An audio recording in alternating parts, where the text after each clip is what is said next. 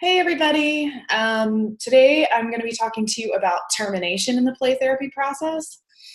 So how to determine when to do that and how. All right. Okay. So how do you determine therapeutic movement in sessions? This is a good question, particularly for client-centered therapy, because if we're not really working with goals, we're believing in the forward movement of the child, we are moving at their own pace, we're non-evaluative, then how do we know when they're making progress? Well, one way to know is the behaviors are changing outside of the playroom as the need to express feelings and behaviors occurs in the playroom.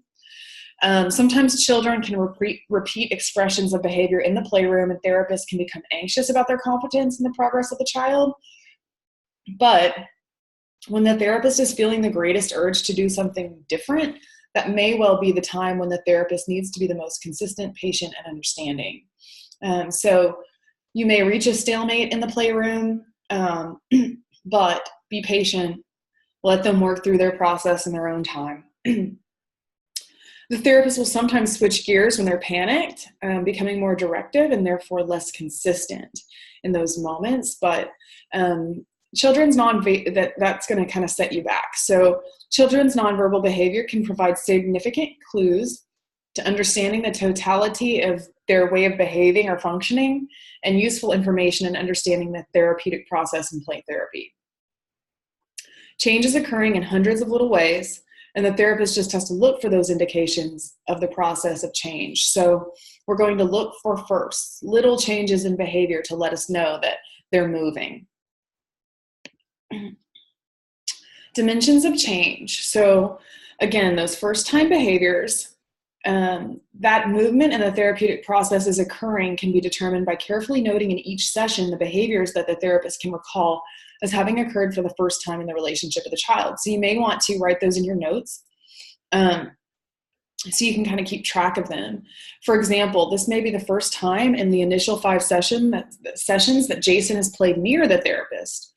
Or perhaps Jason played very near the therapist, and this is the first time he's ventured to play in another part of the room, away from the therapist. So those changes in behavior can kind of be indications that something's moving in a direction. So you want to look for the first relationship building behavior or the first time to direct oneself instead of being overly dependent on the therapist. That's another good indication that they're moving in the right direction. You're also going to want to look for themes in the child's play. So themes are emotional experiences and happenings that are important or have in some way significantly impacted children, and they'll often show up as repeated behaviors in play. A theme is the recurrence of certain events or topics in a child's play, either within a session or across several sessions. So an example is, Haley repeatedly buries a dinosaur in the sandbox, digs it up, and buries the dinosaur again. Then she goes over to the easel and paints pictures, returns to the sandbox, and repeats the burying behavior. She then plays with the medical kit for a few minutes and returns to the sandbox to continue burying the dinosaur. This repeated play behavior during one play therapy session with breaks between the repeated play may indicate the development of a theme. So they may be acting out or playing out something emotional that happened in their life, or working through a competence or something like that. So Sean played with a snake in a dollhouse. The snake was popping its head into each window and door. He repeated the play for 3 sessions. Later, it was found out that the house was burglarized weeks ago. Sean was working through his feelings through play. So obviously he was, using the snake head to pop into the doors of the house and the windows of the house. So he was kind of reenacting what was happening when his house was burglarized. Themes continued. So the frequency of repetition of play behaviors can indicate emotional issues the child is playing out. The intensity and emotional energy, not physical energy, but emotional energy expended by a child when repeating play behaviors is another factor that may identify a theme. When the play therapist is experienced being with a child, this intensity is sensed and felt by the therapist. there's a feeling of knowing something important is being experienced. So it's kind of like you will know when you start to feel the shift in emotional intensity, and the change in the play. When the theme is no longer observable, that can be an indication the child has been able to emotionally move toward resolution and adjustment. So if they're playing out a scene over and over again, that's their way of working through their emotions with their words, which are the toys. If you start to see it dissipate, then that might mean that they're working through it or they've let it go. Excuse me. The purpose for clarifying themes is to help the therapist understand what a child is exploring, experiencing, and working on in the play therapy process. This increased awareness and understanding can help the therapist be more sensitive and more fully in tune with the child's internal struggle. So once they're clued in on that, they can make sure to reflect in a meaningful way on the emotions that are being expressed. Of course, the purpose is not to provide information for the child or to facilitate insight to meet an objective of promoting change in the child, but it can deepen your reflections, and you can facilitate an empathetic, loving environment so that the child can work through those themes on their own time. So, how do we determine termination? The child is less dependent. The child is less confused. The child expresses needs openly. The child is able to focus on self.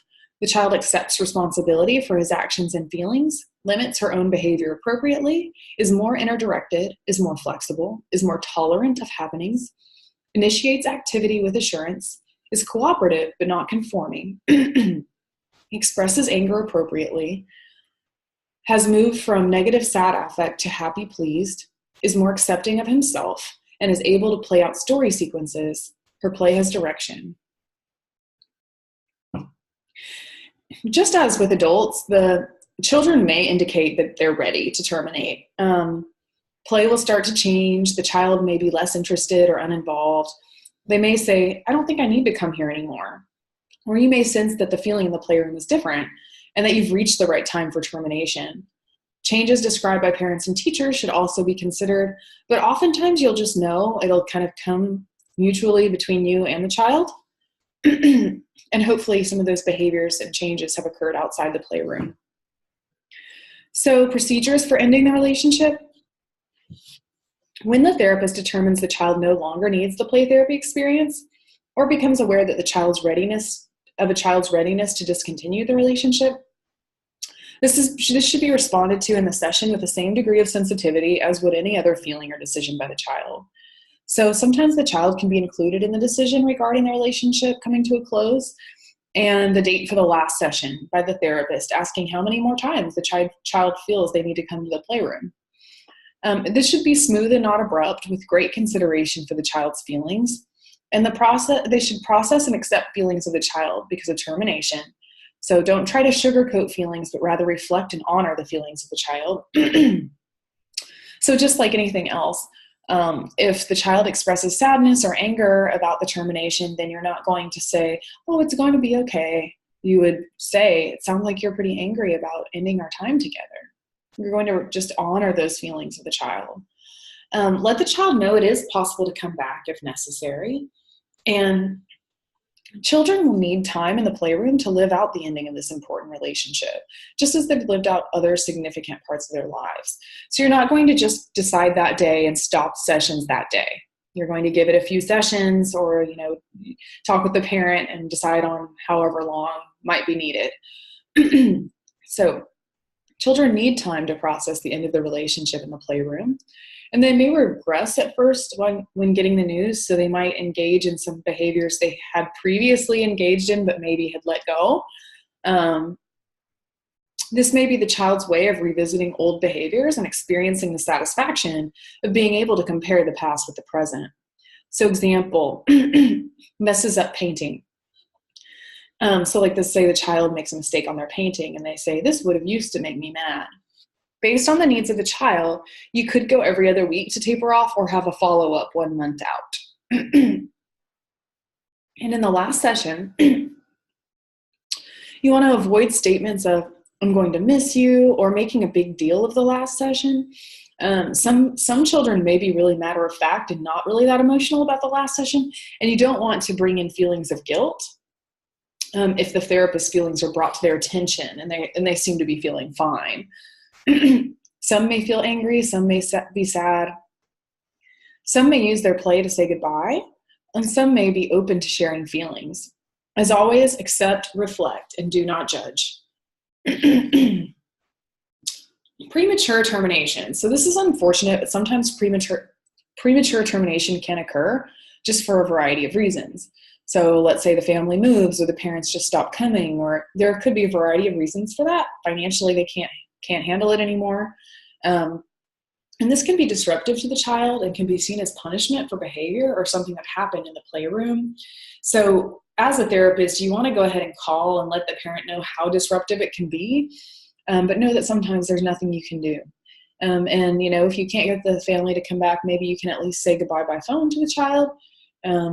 But again, sometimes people just disappear, which is very unfortunate. Okay, so that's all I have for you on termination. And next I'm going to talk to you a little bit about research trends for play therapy. And I believe that will be our last chapter. So I hope you have a good day. Bye.